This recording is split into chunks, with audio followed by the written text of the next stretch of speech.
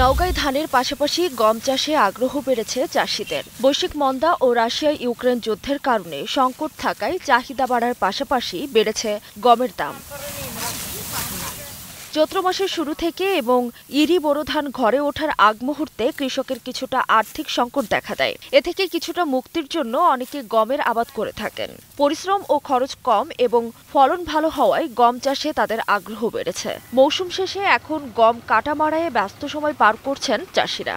গম করে নিজে খাওয়ার জন্য, গরু ছাগল খাওয়ানোর জন্য, নিজেকে অর্থ করার জন্য করা হয়। বিক্রি করা কিছু টাকা নিয়ে আসা ফসল পানি করা হয়। সামনে একটা আবাদ আছে, ওরা উঠতে দেরি হয়, যার কারণে ওই গমের আবাদ করা খায়। ফলন ভালো পাওয়া যায়, একটু দাম পাওয়া যায়, ওই সময় টাকাটা পাওয়া যায়, এই জন্য আমরা ফসল পানি করি, গমের ফসলটা করি।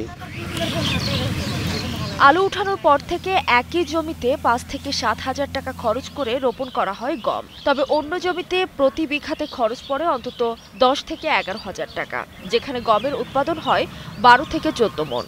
আলু খাওয়ার পর আবার গমটা আমার বোনা লাগে, বোনার পর গমের ফলনটা হচ্ছে তোমার ১৩ থেকে ১৪ মণ। ১০-১১ হাজার খরচ পড়ে। আর আলুর মাটি হলে ওই ৫-৬ হাজার, ফলন ১২-১৩ মণ হয়।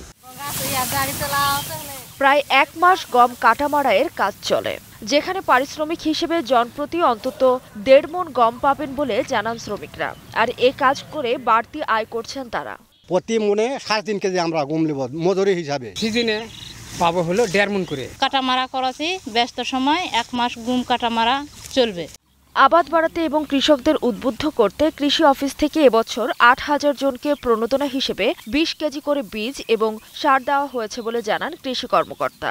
ফলনও ভালো, প্রতি হেক্টরে ৩.৭ মেট্রিক টন হারে ফলন আসছে। কৃষক এ পর্যায়ে গম হারভেস্ট করায় ব্যস্ত রয়েছে।